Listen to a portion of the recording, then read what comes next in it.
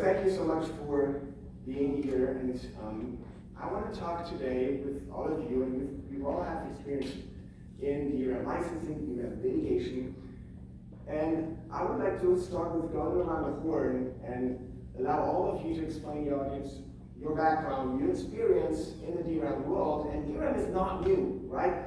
AI infrastructure, yes, but DRAM itself is a widely used technology standard, widely licensed, and also litigated for many years. So we would love to hear where this is actually coming from, what the past experience were, and what was the world of the past 10, 15 years in DRAM. So maybe I'll start with you, Carrie, who worked for Rambus, a very famous DRAM licensing company or patent-owning company that has successfully licensed for years. If you could tell us a little bit about your job and your background and your work at Rambus over the years. Sure. Thanks, Tim. Thanks for having me on the panel. Great to see everybody. So I've been at Rambus for about 13 years, since 2013. I came to Rambus from Dolby Laboratories, so about a little more than 10 years there before coming to Rambus. So lots of good names in licensing on my CV. But and for most of that time, I've been on the business side for the licensing program, licensing DRAM vendors and SoC vendors. We got SoC means system on chip. These are companies that build processors that connect to DRAM. So CPUs in computers, the applications processors in mobile phones, the main processing chip in a TV, for instance. All those applications that use DRAM. And so we have a program licensing both sides, and I've been working on licensing those companies under our portfolio. And as of a couple years ago, now I'm responsible for the entire licensing program at Rambus. Thank you so much, Carrie. Over to you, Tom. You have a lot of experience in the world of DRAM, also past litigation experience. Can you tell us a little bit more about your current practice and your past experience in the world of DRAM? Yeah, sure. I got started in DRAM cases around 1999, and I think I did nothing but DRAM cases from 1999 to 2007. We were adverse. I had 3 trials against Rambus at that time for Infineon and Micron, and then had another case 2010 in the ITC against Rambus, where we represented NVIDIA, Broadcom, MediaTek, STMicroelectronics, and Freescale. But then, so DRAM was really hotly contested during the 2000s, and then I didn't have any DRAM work until very recently. I've got a case now for Lenovo, which is touching on some of the issues that Lily just identified, namely, they're accused, as are Dell and quite a few other companies, of infringement by a patent assertion entity called Prevention, of infringement based on their high-end use of HBM in systems with GPUs for local AI edge computing. And so that's going now. And so that's my first foray back into DRAM and the standards that govern it. Very good. Over to you, Michael. Also, you have vast experience in DRAM litigation, and over many years now. Tell us more about your experience, who you worked with, and what you have seen over the past years in the DRAM space.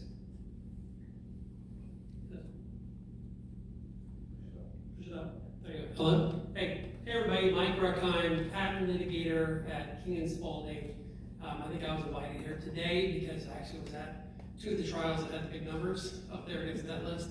I represented my product 1, so I'm happy to talk about the Samsung case. But I've been working with respect to memory patent litigations for at least the last 6 years. I think I had like 50 open matters for Micron at this case at this point. And then before that, really with respect to more hybrid DRAM flash memory type devices. Before going to law school, I was at Motorola building semiconductors, so this always had a little bit of a special place in my heart. Yeah, that's pretty much it. Thank you, Mike. And now over to you, Jerome. You are with VL Licensing, the pool that announced in November to set up a new program that later this year we all hope will actually activate the first program. It would be great if you could tell us a little bit more about that, what you see in DRAM, and what your expectations are for licensing. Sure. First, thank you for having me. Really appreciate it. So, for me, I came from a litigation background as well. I was doing patent litigation for 7 years, and my first case that really touched upon SEPs was MPEG-Dash, and that was really a crash course in really understanding what standards are. And it was not until my former colleague and I were working together at VIA, we thought long and hard about all these untapped potential in the market. And we simply identified that, there are a lot of risks associated with licensing SEPs, but there's also a very, very large opportunity to be had here. And again, the pool is currently in formation. I can't reveal too much more other than that, but you should be hearing about it soon. Very good. Thank you for that first statement. To you, Carrie, you have been in licensing for DRAM for over a decade, so you're really experienced. And of course, it looks like there's some excitement to this AI infrastructure now. But you are, of course, you've done this for years, and you probably know better than anyone what's up and coming. I'm impressed with these damages that I see in at this Samsung and at this Micron. I'm impressed with Willy's vision that what's going on, and I'm also impressed with the valuations that are going on right now. So what are your 2 cents on what has DRAM licensing been over the years, and what could change or is not changing moving forward?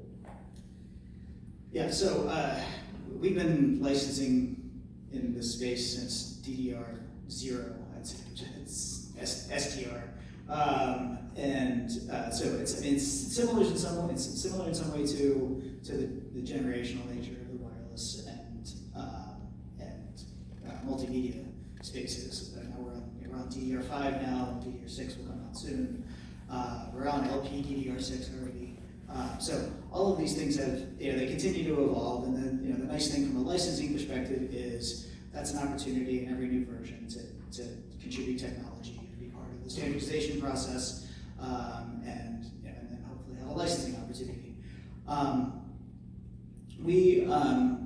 Right now, obviously, things are very, very hot, and largely that's just the underlying economics of the market for DRAM. It's a relatively commoditized product. You can swap one vendor's DRAM in for another vendor's DRAM relatively readily, which is much more than a mobile phone. An Apple phone and a Samsung phone are not completely interchangeable if you ever try to switch. So right now things are very overheated because of the demand situation and the challenge in growing supply from as these vendors. It takes billions of dollars to create a new fab, to create DRAM, and you can't just switch that kind of supply on overnight to meet the existing demand. While we've been at it for a long time, I'd love it if we now we're in a place where while the market is sort of at its local maxima, we could renegotiate a lot of our deals to get some of that, capture more of that value. But overall, I think, and I do think this is interesting in how it's attracting a lot of new interest in licensing. I think historically there has not been a lot of it. It's mostly been, I think, Rambus and patent search entities in this space. So I welcome the innovation of having patent pools in this space. I think overall, I think it's going to increase the level of sophistication from both sides of the market, both the implementers implementer and the licensor side. Is there another part to your question that I missed, or? No, that's good for me. I'll come back on if I need to know more. But over to you, Tom. It's interesting. Also, our data, I didn't show you the litigation over time, but DRAM has been quite a litigious space, but then it's been really quiet over the past years. We've carried close to a lot of cases and deals, not cases, deals quietly without litigation, which we can always be proud of as being a licensing manager. But you as a litigator, Tom, why was it quiet and why could it be back to litigious maybe, and why are these damages so sky high? I think why it was quiet is there was a lot of litigation in the early 2000s between various competitors. So that, other than Rambus, and even Rambus wasn't just a patent assertion entity, they had actually come up with a pretty innovative type of memory of their own, synchronous DRAM memory. And so it was mainly competitor to competitor. And I think they licensed each other and then just tended to renew those licenses without necessarily going to court. And so it was in this quiescent period for quite a bit of time. I think now with the advent of AI, as was made perfectly clear in Lily's presentation, we're in a new world here. And people typically thought of memory as a relatively low margin, cyclical business, where there were good times and bad times for the DRAM manufacturers. But we're so constrained, memory constrained right now, compute constrained. And there's such a need for high bandwidth memory communication that I think the supply, there will, at least for the near future, the next 5-10 years, there's going to be somebody out there to buy whatever memory these companies can make. And so the constraint, there's bottlenecks all along from the bandwidth of TSMC and companies like that that make the chips to those companies that can provide them. And I saw it myself. I built my own AI server, and I had estimated $300 for my memory DIMM. And when I went to buy it, it was $639. And I said, oh wow, that's crazy. I'm gonna wait and see if it goes down. And then I ended up buying it a week later for $850. And I don't know, I'm afraid that like now it's probably $1,200 at this point. It just keeps going up and up and up, and you can't get it. And like Lily said, I had the same experience with the hard disk drives. Because maybe this is something, we have all these open source models out there, and I've been trying to download them because I'm worried that they're not going to be available for users in the future. So I want to have them at least at hand and be able to use them. But yeah, it's a very interesting time, and I think litigation is starting to ensue as a result of the nebulous cases, the one I'm doing now. And I think that's only going to become more of a thing as the licensors figure out how they want to approach these licensing targets, even what the targets are. Interesting. I think we're entering an interesting space. Michael, I don't want you to mention the Micron case, but maybe the Samsung case. Why these damages, and what do you see in terms of DRAM litigation development over the past years? Yeah, Megan talked to the Samsung case to some degree. They were co-defendants in their own separate case. But at least and I do want to throw out that both parties were successful in IPRs. That's all on built together. So we see the numbers up there, but the numbers may change. But anyway, with respect to the Samsung case, their number was very large. And I remember I was at the Federal Circuit oral argument where they were questioning Samsung's attorney. And netless theory was pretty much the entire revenues between DDR4 and DDR5 representing the speed. So we're not talking about like an SEP, like we were cut down based on the number of patents that are going towards the standards. It wasn't a standard essential patent assertion. And I think that's the main difference that I'm seeing in litigating DRAM as opposed to like the telecom space. The telecom space, litigants that I've seen are much more willing to latch their infringement read onto the standard rather than going to the actual product and doing the hard work to show how this product actually matches up with a patent claim. In the memory space, at least over the last 6 years or so, it's been the opposite. Parties have fought whether or not the patents are standard essential, and some courts are not really, too too willing to entertain that decision-making factor until very close to trial, right? And so as a defendant, you don't want to just say this patent being asserted against me is standard essential because you have documents showing that you're complying with the standard. But you may want to say if their infringer read is so broad as what they're asserting, then we should be entitled to a standard essential license.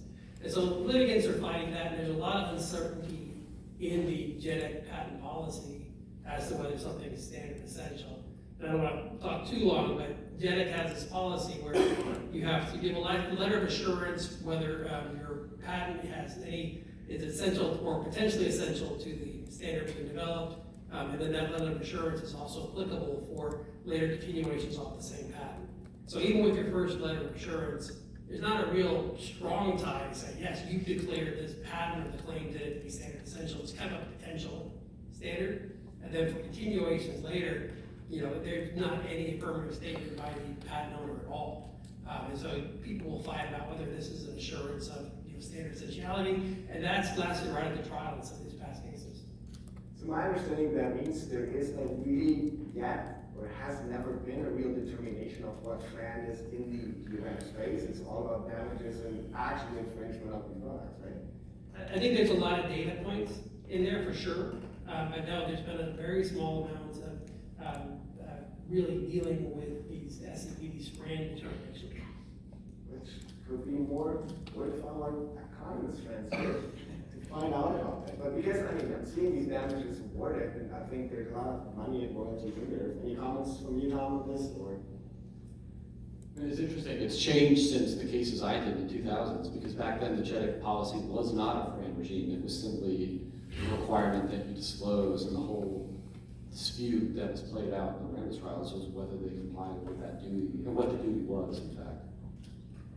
But yeah, I don't think it's not like this other space where you have all these courts around the world weighing in on what FRAND is and how you calculate it. You're in a space, it's kind of a new frontier.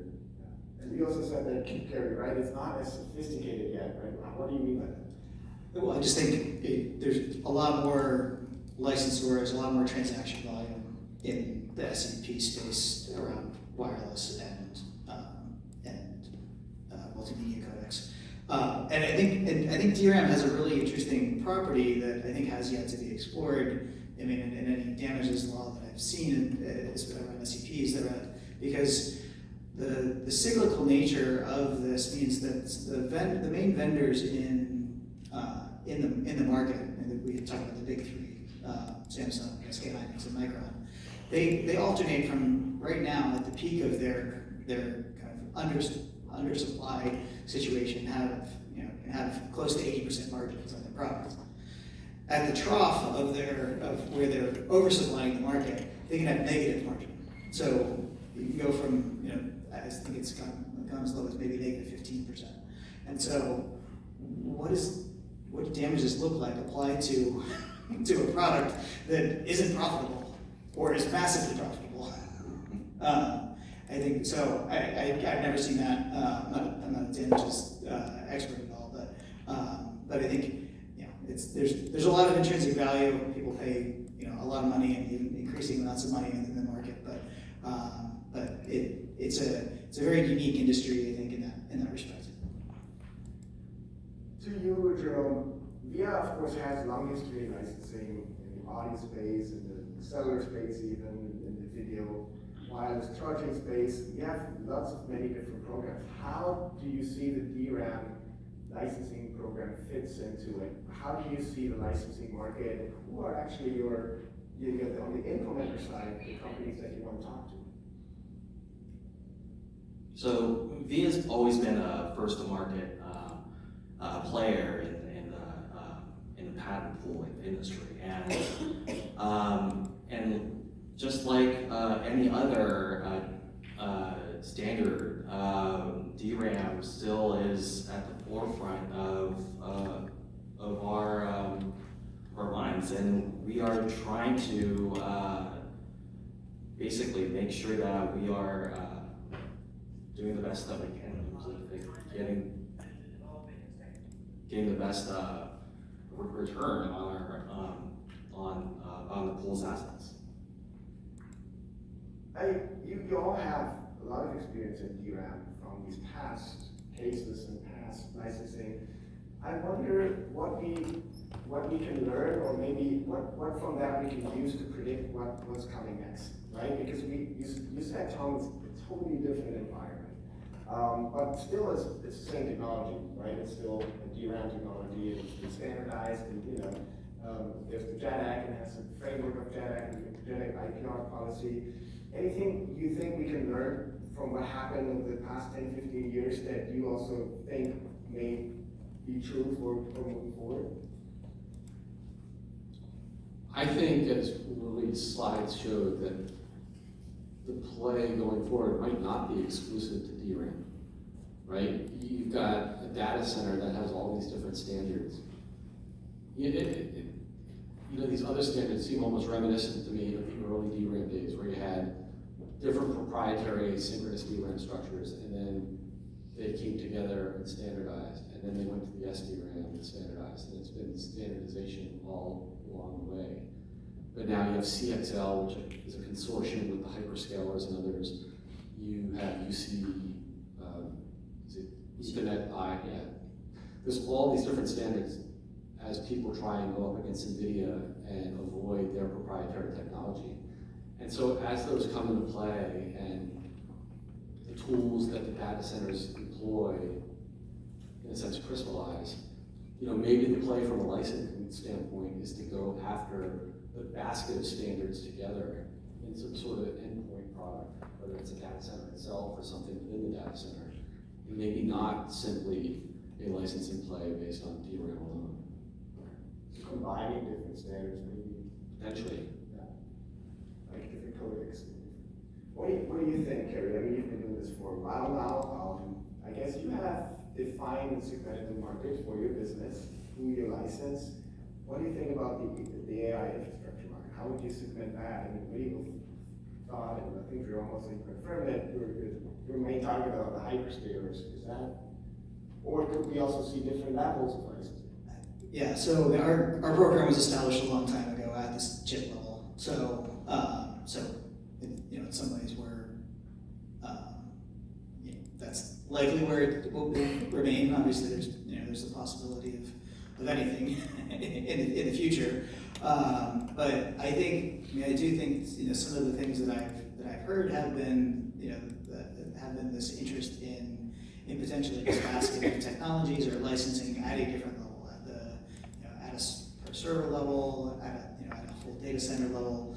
I think there are a lot of interactions, and in our patent prosecution practice, because our program is targeted at the chip level, we direct most of our filing to innovations captured at the chip level. There certainly are things that happen in communications across the data center, communications between chips, communication. I mean, we really talked a little about scale up and scale out. There's this kind of change in mindset within the data center architectural perspective of how do you get these systems, not just the server to run faster and be able to process data as quickly as possible, but how do you get a cluster of 60,000 servers to do that? And there's a lot of technology going into that, and I think some of that is really the new place of innovation. And I don't know. I'm not sure what's going to happen in the licensing world around that, because it's pretty new.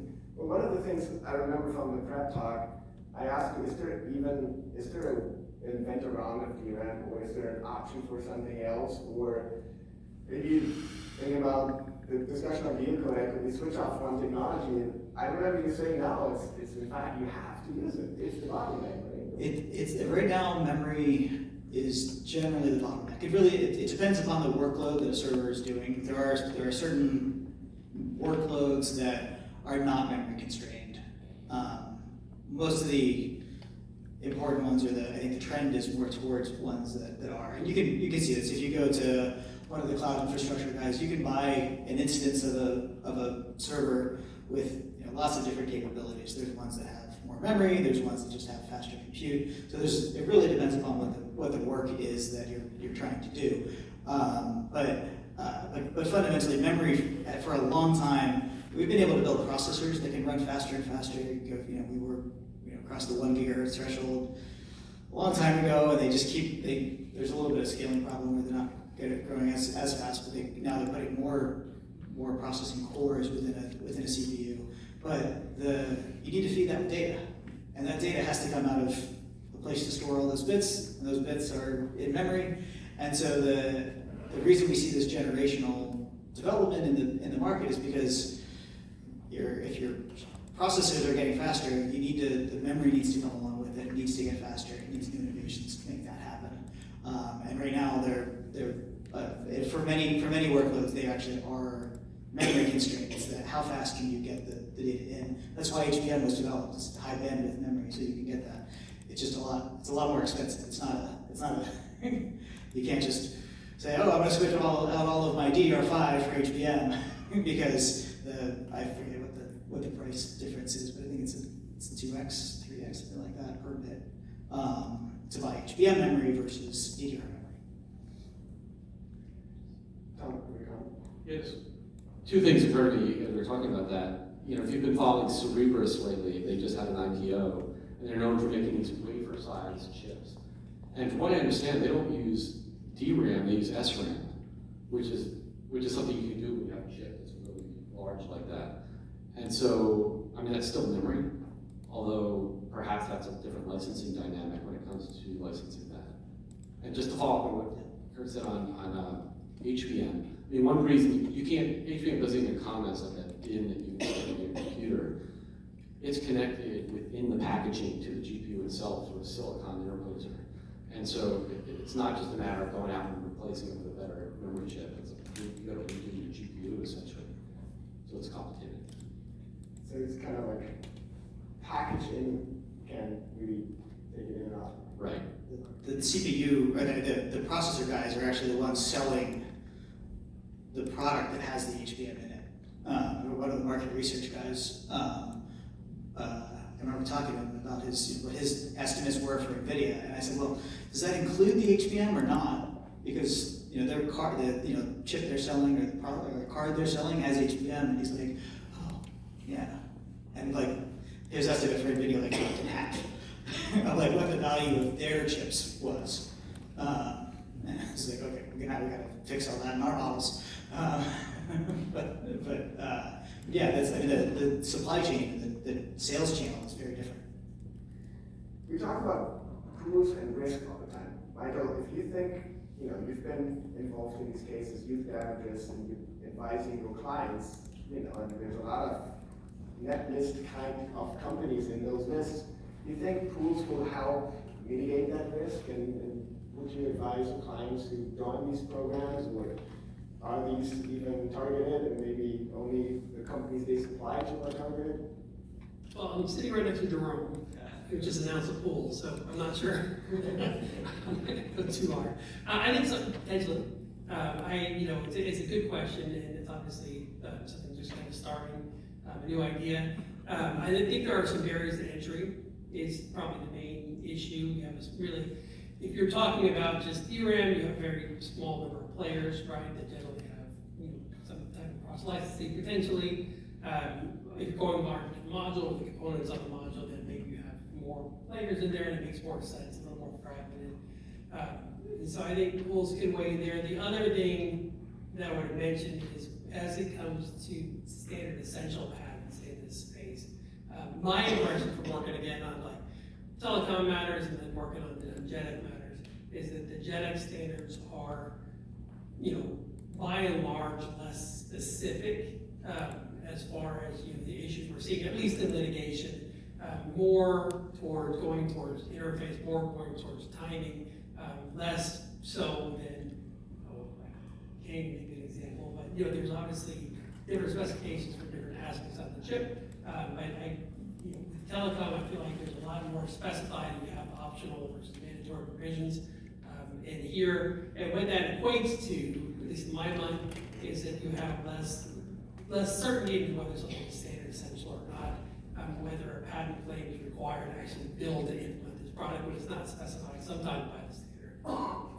And of course, also you have the chance, of course, your own. Where do you see you can provide most value in terms of risk reduction in the space? And I think it looks very litigious. It looks lots of PAE, so I can see lots of potential. But what was your vision with the pool on reducing that risk and helping to solve what we could see in the next battlefield in AI infrastructure, at least from the part of DRAM, and then you'll of course have the latest non-standards even that is also part of AI infrastructure. So where do you think you can provide most value? Right. So, I mean, among the hyperscalers, you can definitely lower the transaction costs associated with litigation if I join the pool. And that's the beauty of it. There's lower transaction costs. You pay a fair rate, and you don't have to deal with, hiring counsel for litigation. So it's a win-win for most parties. And after, for example, if you look at the neo clouds that are AI hyperscalers, the hyperscalers make up 70% of the market. So that's a lot, and that's if you can streamline that efficiency, maybe you won't have big value. And there are not like crazy many, right? There are a handful of very big hyperscalers that people talk to, so I can imagine big deals, right? And as we know, I know a pool solves that, but sometimes also to kind of make it happen, some members may also have to go out and, talk to those two gentlemen to enforce patents, or they will be on the other side helping the enforcers to be defended. That, I think is a big pressure of the deals will be there, right? That's the expectation. Oh yeah, it's definitely an expectation. Very good. I want to open up to the audience, get you guys involved. Again, I know I at least wasn't too experienced in that space, but it can also be questions. We have experts here today. We have various experienced DRAM licensing and litigation panel here. So I want to open up questions, comments, experience maybe also from the audience with this, or maybe open questions on what AI infrastructure, SEP licensing will bring. And do it like Curry. If you don't, raise your hand. I'll point my finger. Nice one.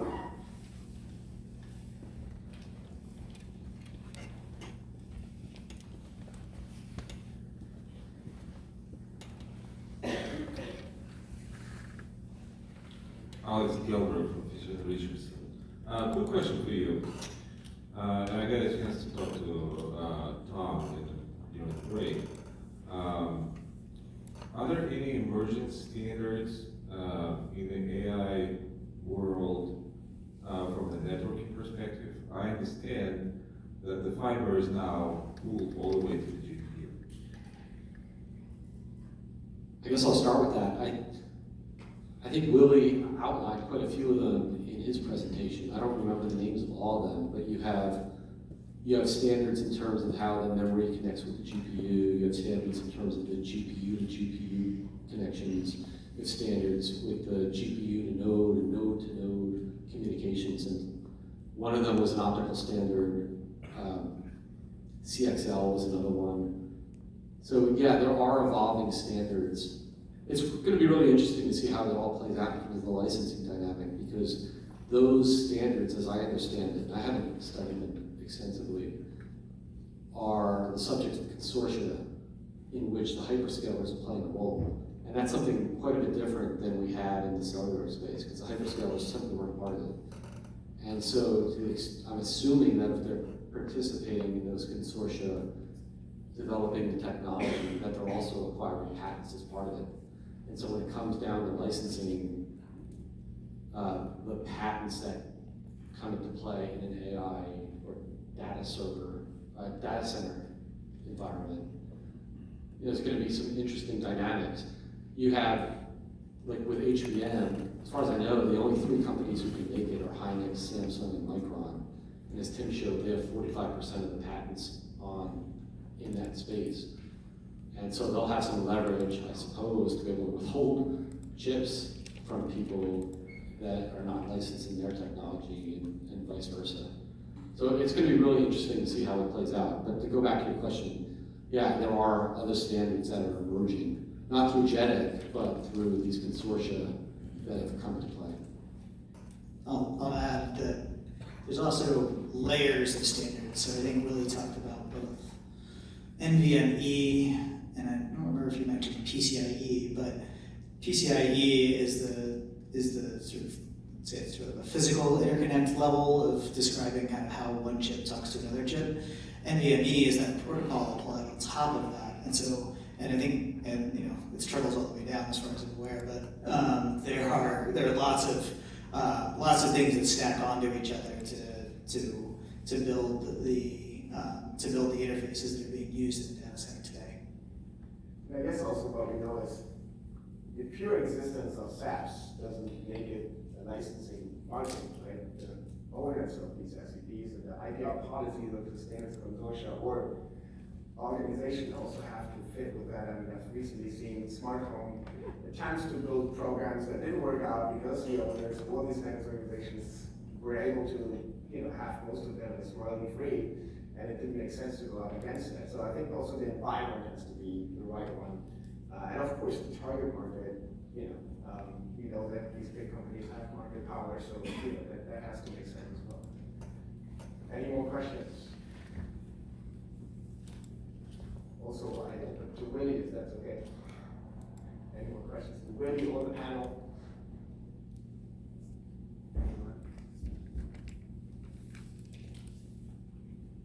My question would of course be, and that should be the economist question, is how do you determine a fair rate? Whatever the market says. Say having the courts resolve that by having this separation. But could we learn from that? I mean, we discussed how the streaming, which is also new, learned from cellular and other established licensing markets. This is also different, right? It's not a consumer product really that we see. It's a hyperscaler infrastructure that runs a model that a consumer uses. It's just different dynamics in the market. Could we still learn from that? I'll jump in and say, I think absolutely. I mean, I was listening to the economists talk today about the different licensing factors, and I get a lot to myself. I'm just a dumb patent litigator, right? All these numbers. I'm looking for a low value license. I'm going to say that's it. That's the target. We're done. But obviously, there's a lot more considerations than that. I question whether when you're explaining this to a jury or to a court, like how much of that is going to be understood, and also when you bring in a number of different factors, I think kind of adds sometimes a little more uncertainty into the mix. But I think absolutely we can learn from this. Is not brand new analysis. And when we license baskets, what is the determination factor like we saw in streaming was usage? Is it usage as well? I mean,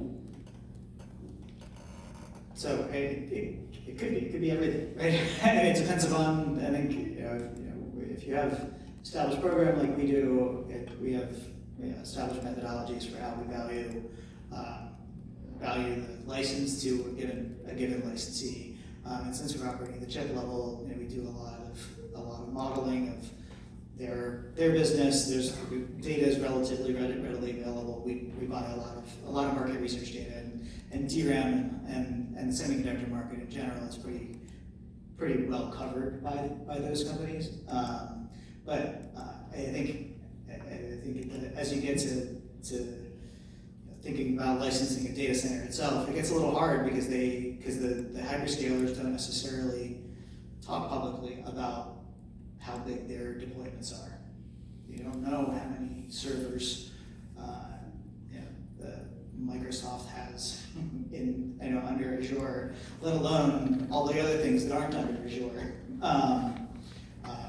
To pick one of them. So I think it does get to be difficult, and these are important confidential trade information for those companies that they're likely to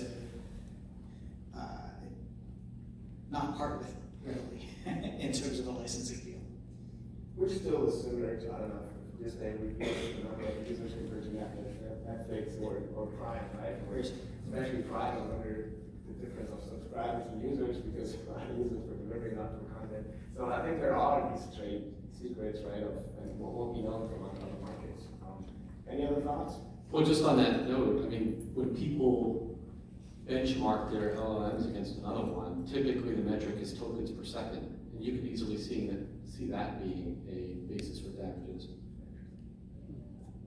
Yeah, we export that in tokens. You could do number of processors. You could do a lump sum arrangement too. So I mean, anything's possible. We can just be really creative. Yeah, for sure. I mean, lump sum is always a solution, at least, so no one is losing in terms of definition, and we can still wait and see what's happening, right? But then you kind of have to model and predict, so you know what the lump sum actually is. Any thoughts, Michael?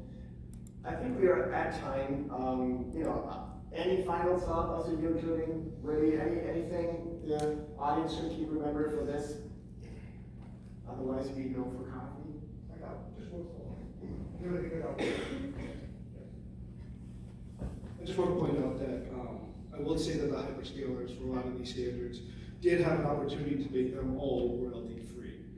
There was a conscious decision to not do that. So basically, everything within the ecosystem that I saw, other than probably OpenCAPI, I think, which was an older one, circa 2011, these are all FRAND-based licensing, and everyone, including the hyperscalers, all agreed to it. Okay, so that's good news because it hasn't been too much tested. I learned that is really FRAND, but in my definition, I love to give because it's standard central, but the FRAND principle at the court, hasn't been defined and discussed, and also I hear these IPR policies are not crystal clear yet. But that's a good comment that at least the market believes it's FRAND. With that, I thank you very much to this very knowledgeable panel. Big applause, and also